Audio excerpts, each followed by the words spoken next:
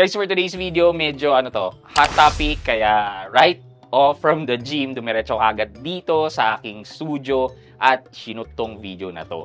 Bakit? Ano tong hot topic na to? Well, another big change ang mangyayari kay GoTime. So this email was sent just yesterday, June 21, and nagbigay sila ng advisory na etong big change na to ay magte-take effect ng July 1. Well, ano ba to? Nakakainis ba to? Matutuwa ba kayo dito? Ewan ko. Kasi ako, na-disappoint talaga ako. Samahan nyo ako, pag-usapan natin tong big changes with GoTime. Sit back and let's discuss. Coming right up.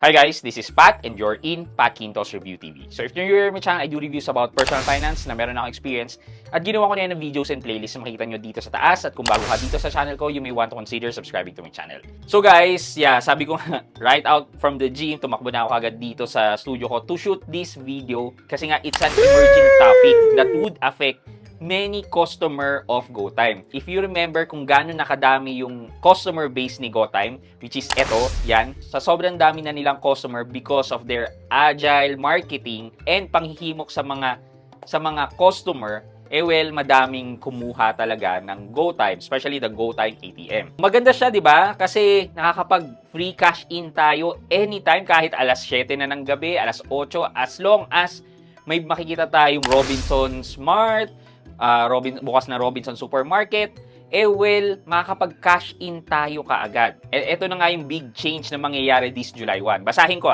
Okay, an advisory over-the-counter deposit. Starting July 1, 2024, deposits made over-the-counter via cashiers of Robinson's retail partner stores will be free up to 2 times per month. Succeeding transfer will be charged a low fee of 0.5% of the total deposit amount. Over-the-counter withdrawals remain free. We thank you for your continued support.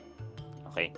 Napaka-ikse, ni wala man lang explanation as to why, but we can only think na ang reason dito is para kumita sila. Medyo apektado ako dito kasi sa Robinson Supermarket talaga ako nagpapa-cash in. Napaka-convenient kasi, lalo na pag nasa gym ako sa mall, bababa lang ako sa supermarket at makapag-cash in ako. At si supermarket pa ang may pinakamataas na deposit limit na 10,000 every deposit. Nasubukan ko na sa iba, like sa No Brand, yan. Every deposit is 5,000 lang. So madaming creation ng QR code, madaming deposit ang magaganap kung sa No Brand yan or sa Robinson Smart. Pero kung sa Robinson Supermarket, 10,000, napaka-iksi ng oras ng pagde-deposit. Pag nangyari to, 2 beses na lang per month ang deposit. Ibig sabihin, a maximum of 20,000 ang free cash in sa Robinson Supermarket and or other retail store. Ayan. And matcha-charge na nga ng 0.5% of the deposit amount. Hindi na lang ginawang fix, di ba? Buti pa yung InstaPay fix na 15 pesos or 10 pesos ang InstaPay charge up to 50,000. Sana ginanon man lang nila. So, if that is the case, sa maximum na 10,000 pesos, let's calculate, 10,000 pesos na ide-deposit natin sa Robinson Supermarket times 0.005,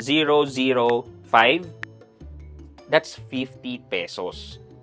Again, sa 10,000 pesos na ide-deposit mo, mababawasan ka ng 50 pesos. And that 50 pesos, pang merienda mo na yun pambili mo ng tinapay at saka soft drinks. Kung ganito rin lang, ano pa ba yung payment channels na pwedeng gawin? Ewan ko, tingin tayo sa GoTime.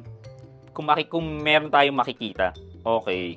Ito, meron na rin silang advisory. So, ito daw pala yung mga over-the-counters ni Robinson. So, Robinson Supermarket, Shopwise, No Brand, Easy Mart, Robinsons, Handyman, Marketplace, South Star Drug, and True Value. Basically, lahat ng establishment ni Robinson. Ay, nako. Ang ginawa nila dito, kinompare nila dito sa may e-wallet daw na convenience fee of 2%. Syempre, between the lesser evil, di pipili ka na dun sa mas mababang service charge. So, I guess wala nang iba kasi, click natin yan. Ito, in-store deposit. Meron pa ba? Let's say, 5,000. Tingin tayo ng 5,000. Next.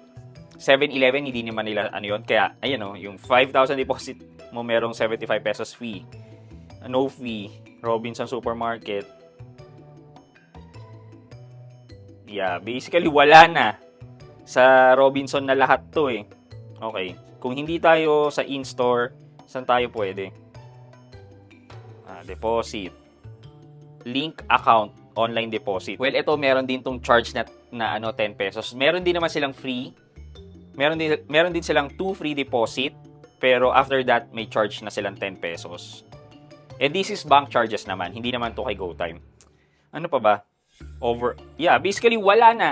Wala nang way for you to deposit. Ang pwede mo na lang gawin dito is mag-InstaPay transfer. Siguro, kung ako tatanungin nyo, my options are, meron akong BDO account, meron akong BPI. At least doon, pwede ako mag-deposit ng kahit magkano from my BDO or BPI account pag transfer ko sa GoTime or pag transfer ko, that it would only take around 25 pesos as InstaPay transfer. So, kung tutuusin, mas mura na mag-transact sa bank dahil free talaga ang deposit sa bank. Then, kung kailangan mong ilipat, well, up to 50,000 man yung InstaPay transfer din. And masya-charge ka lang ng 25 pesos at the max. Sinisimulan na ni GoTime mag-capitalize sa investment niya sa atin na free ATM, yan, free cash-in, etc. Bakit hindi na lang talaga nila i-open up na yung loan services nila? Yung cash-in deposit, mababawasan pa sila ng customer doon. Ako, for one, isa na ako sa kabawasan, definitely. Yung pagbaba ng 5% to 4%, medyo na off na ako. Dahil nga sa free deposit or cash-in, ginagamit ko pa rin yung aking GoTimes. Kayo guys, for her question of the day, ano yung reaction nyo dito sa changes na i-implement ni GoTime this July 1? And gagamitin nyo pa rin ba si GoTime? Let me know sa comment section sa baba at may chance kayong manalo ng 1,000 pesos sa ating weekly GCash giveaway. And also, huwag nyo kalimutan maglagay ng hashtag Grow to 100k para sa chance nyo na manalo ng cellphone sa ating monthly cellphone giveaway until we reach the 100k subscriber milestone. Yun lamang po for today's video, but before we end this video, mag-shoutout po muna tayo at shoutout kay at Annaliza Alausa 9553. Sabi niya, thank you po sa info watching here at Mindanao. At Annaliza Alausa 9553, shoutout po sa inyo and hello po dyan sa mga taga Mindanao. Maraming salamat po sa panonood at pagsuporta ng aking mga videos. Yun lamang po for today's video. I hope you can like this video. Leave a thumbs up and if not, wala nang problema dyan, but continue to support me by subscribing to my channel by clicking the subscribe button and also the bell button sa tabi ng subscribe para makareceive kayo ng latest updates sa mga upload ko. Again, this is Pat Quinto and you're in Pat Quinto's Review TV. Bye-bye!